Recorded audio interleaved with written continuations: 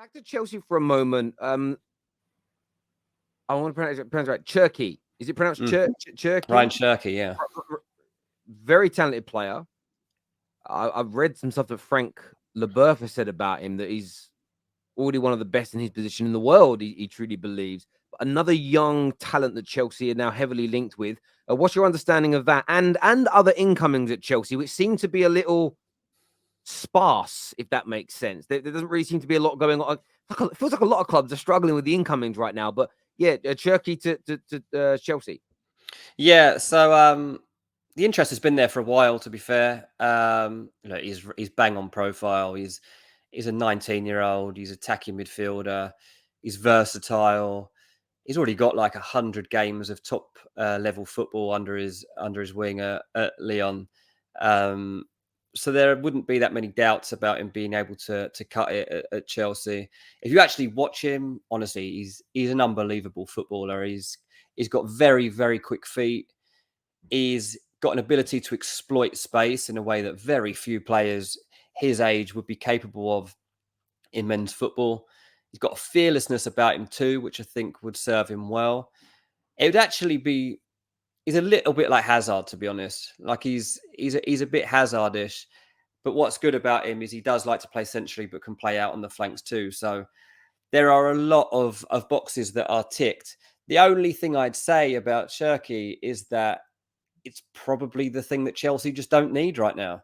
Like there's definite interest here. There is definite possibility that they actually do strike a deal with Lyon, who they have very good relationships with. We're speaking to them recently, obviously, about Christian Pulisic. They were speaking about both of these deals kind of in tandem at one point. But they don't need him.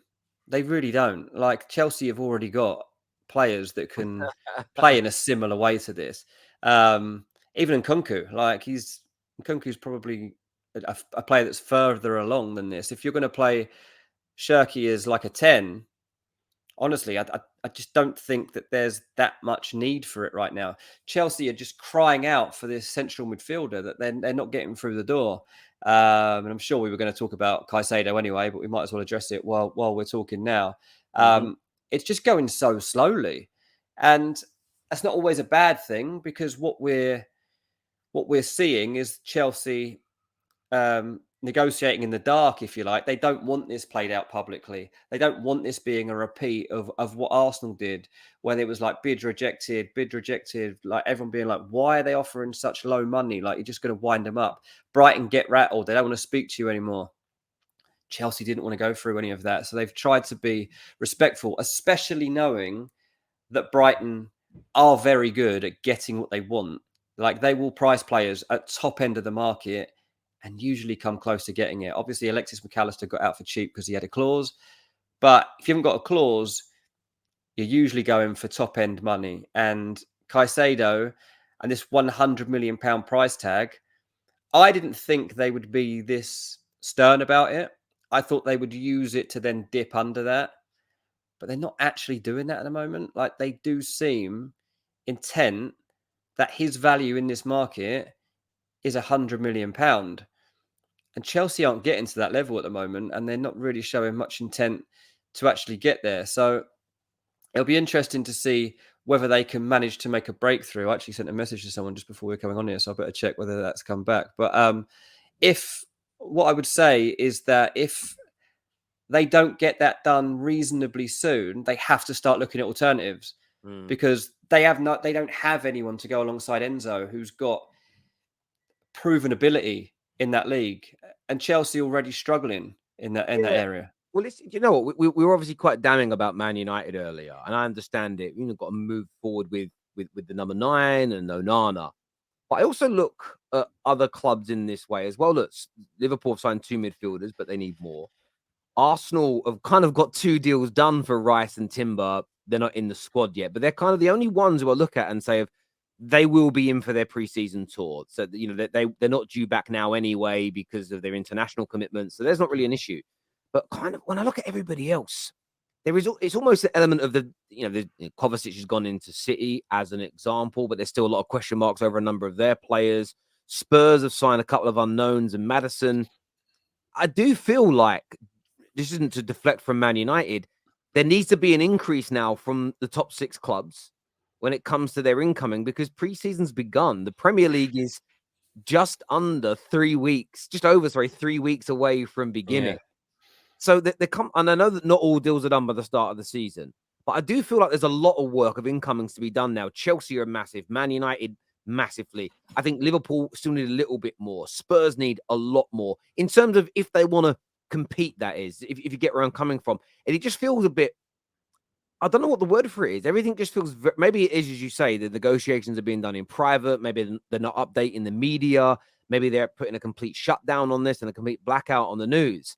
But it all just does feel to me, as a football fan, strangely quiet in the transfer market, right? Or everything feels very delayed and long and drawn out. Yeah.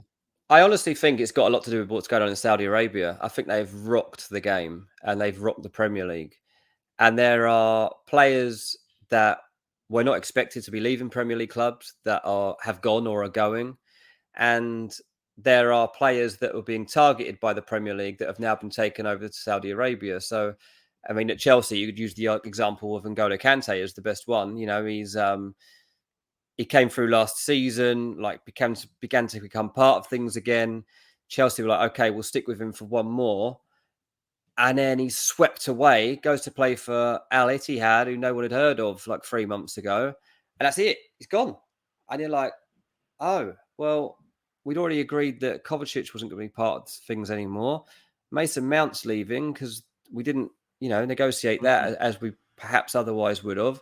Ruben Loftus-Cheek isn't heading in the direction that we would have wanted, so he's leaving.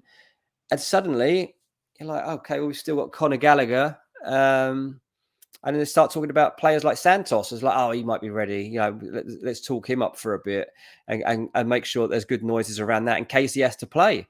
Like he might have to play at this rate. Like I'm not sure what Chelsea's preseason is going to look like in Chelsea. One thing that has been very good about Pochettino in his early days is he's not messing around with like players who will and won't be here. He's like, you are part of my squad. This is my main group. If you either don't want to be here or don't look like you can be here, you're not going to be included. Like, so he's been very, very defined about setting aside the two groups. So I think that's interesting. But you're right. Like, there hasn't been quite the incoming intent that you would have expected. But then, again, like looking at the Saudis, there's say Ruben Neves, for example. Like, he's gone off to join Al Hilal. I think he went to. That would 100% have been an in Premier League transfer. Like Ruben Neves would definitely have ended up at Man United or Arsenal or Liverpool.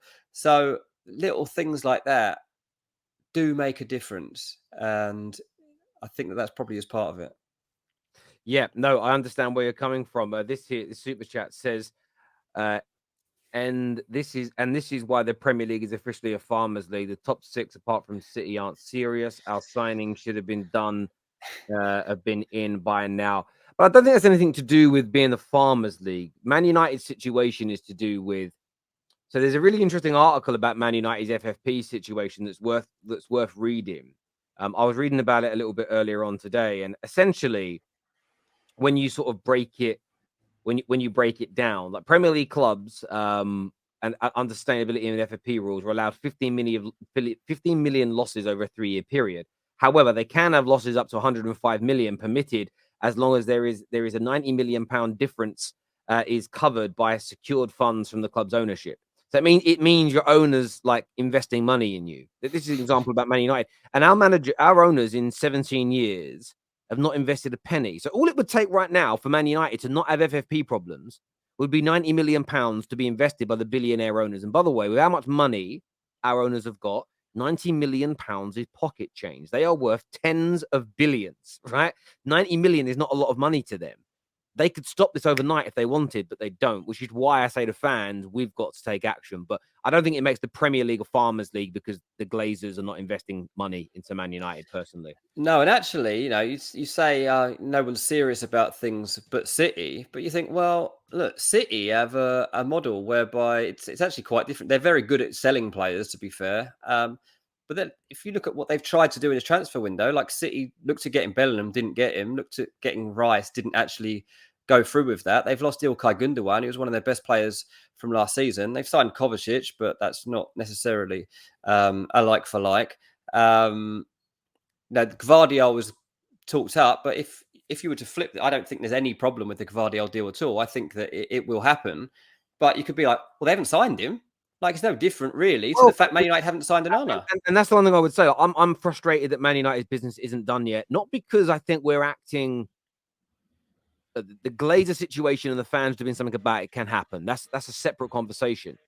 But the fact that City are angling to get prices down, the only one of the top 6 clubs who I look at and I've done really good business so far. And I know they haven't announced Timber and Rice, but those deals, as far as I'm concerned, are done. They're going to be announced. Has been Arsenal. Everybody else has still got, in my opinion, holes through, and City might have more holes generated if the Mahrezes and the Bernardo Silvas leave, but that's probably why they're not moving as hard, because they're waiting on that, and that's still not. It's not an ideal situation to be in at the start of preseason, not knowing who's staying and who's going, and that I feel that coupled with the Saudi league, it's weird. I really thought there'd have been more business by now by the way the league started, but it just seems like those Arsenal deals happened, the Mount deal happened, and then suddenly the whole Premier League and Maddison happened, and the whole Premier League just went quiet. It's like maybe it's the eye of the storm, and it's all going to pick up pace later on down the line. But yeah, it's very intriguing to me. I want to